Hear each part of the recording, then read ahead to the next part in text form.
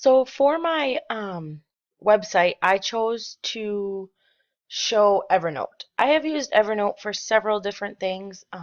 It's a free website you can sign up for, and it's pretty much a place where you can hold um, all of your ideas that you want to save and whatnot. Um, it's pretty much, as you can see on the left here, categorized. So I can go in here, I can click notebooks. So as you can see here, these are all the different notebooks that I have opened. So let's say I click on this, links for teaching. On the side then it shows me all of my notes that I have within this notebook.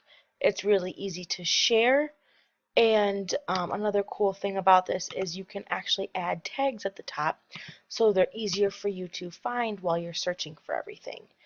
I think this is a really, really cool website, and I really enjoy using it. So thanks.